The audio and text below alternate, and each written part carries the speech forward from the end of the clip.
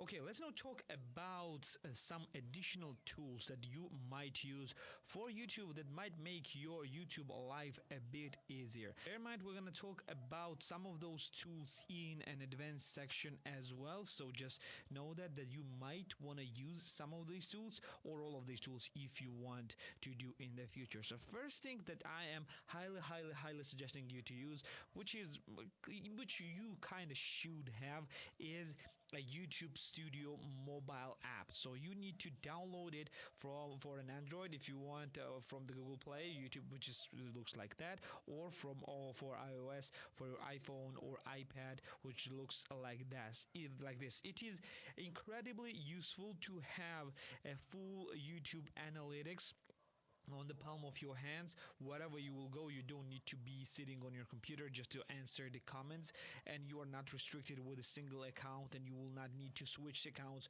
every single time when you got a comments for the different accounts if you have several accounts. So it is very useful to have a YouTube Studio app on your phone. I highly suggest you to do that because it will help you a lot. Plus it will help you with the YouTube uploads if you are doing this on mobile. If you are uploading a video from mobile, for example, in my case, I often upload my videos from a mobile. I upload it directly from LumaFusion, but if I need to change thumbnails, change descriptions when I'm on a go, I do it through the YouTube Studio mobile app, mainly on iPad. I rarely use it from my phone just because I always have an iPad with me whenever I am going.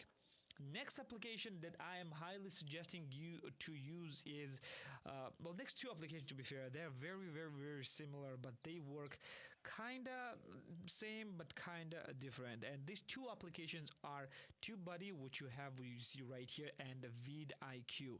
So these two applications are very similar to each other, but they have some differences that will help you to download basically both of them. So what this application does, it is basically a tools for YouTube that allows you to have an access to shortcuts and different additional functions for your YouTube videos. For example, like say the like-dislike ratio, as you can see, I can see it on the videos right away according with the percentages. And with this additional tooltip, I see additional stats for my videos, including my hours watched, which is required for my monetization of this channel, my real-time views for the 60 minutes of last 60 minutes, my real-time views for last 48 hours, my views for the week, my minutes watched for the week. By the way, it uploads in real time, which is weird, unlike the main YouTube analytics, and my subscribers for the last week. And plus, it gives you an average watch time as well, which is very good thing. This is, by the way, added by VidIq, and both of those softwares are the extensions for the Chrome. That I don't think that they are available for other browsers. I'm using it for the Chrome. When you install VidIq, you will see it right here. This is the VidIq menu right here, and this is the TubeBuddy menu right here. They are both free. They have a paid options as well. I do not suggest you to purchase any of those paid options until you start using them and until you find the functions that you want to use and they're closed behind a paywall. So in my case, I use both of them. I use free version of VidIq in this case, at the moment at least, and I use paid version of the TubeBuddy. So what this allows me, for example, it allows me to have a direct shortcut access to a bunch of different YouTube Studio places. For example, my videos, playlists, live streaming, comments, etc. It is giving me some extension tools. In this case will be Keyword Explorer, which I just press it down and explore different keywords. For example, I don't know, Matrix movie, if I want Matrix, let's say movie, and see how it is actually doing on internet and what is weighted. As you can see, it's showing me that its overall score is very poor because there are a lot of people searching for it, and I have a lot of competition. So for that reason, it is showing me the score of this word, or it's showing me the related words, the common video tags people are using this one, web searches, what people are searching for internet, different video topics, even though it did not come up with anything. It shows me results, the top ranking channels. It is showing me what's on trending. There's nothing on trending. It shows me historical analytics. It takes the historical analytics from Google Trend, and it shows me the maps where this keyword is, well, basically trending, and it's taking still the information from Google Trends. Very useful tool that can be used, and that will allow you to find different things that you want to make videos about. Highly suggest you to install both of those tools and use them extensively, and I will show you one use case how those both tools are actually working. I can go and search for example, Star Wars.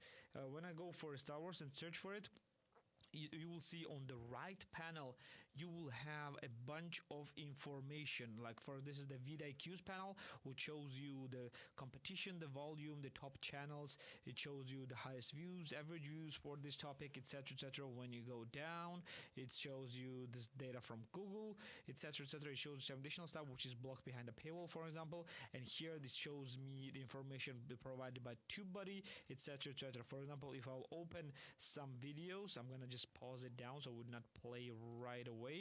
I will go down, and what additional to show me, for example, if I want to see the comments, don't mention this one, I have this extension installed.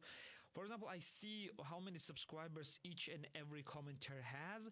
I can reply to them directly from here, or I can use their comments as a topic planner, etc, etc, etc. This is not my videos, that's why I cannot just do a bunch of stuff, but for my videos it would have additional stuff. I can create the comment templates, etc, etc. There are a lot of great things that you could do. You need to go and just to play with those tools. I highly suggest you to use them. I will be including every link for those software, so you can go even for the YouTube Studios for iOS and Android, and you can go and get them for you. Very, very, very useful software. I highly suggest you to use them and just play around and find out whether this software is which of the softwares are good for you, and you will find the function that is paid and you like and you want to have. For example, for the TubeBuddy, I am paying for TubeBuddy because TubeBuddy has in this studio. I'm going to show you something right now. I'm going to show why I'm paying for TubeBuddy. When you go to the studio, TubeBuddy has some additional functions. For example, like the bulk changes for the videos. I can change titles and descriptions, etc, etc. For example, if I want to add something in the title or the description, for example, if I want to add some type of text in the end of every description, or in the middle, or change some description, I can press this one, find the text, and add it on every single video I want, or the specific videos, whatever number will it be. The same I can do for thumbnails. I can add different overlays, or I can remove overlays. I can copy copy cards if I want. I can bulk copy end screens if I want, etc, etc, etc. Very, very, very, very powerful tool, and I highly suggest you to use both TubeBuddy and VidIq, and then decide whether you want to have paid options or not. YouTube Studio is 100% necessity. Go and use YouTube Studio 100%. So this will be it for this one. Let's go to the next one.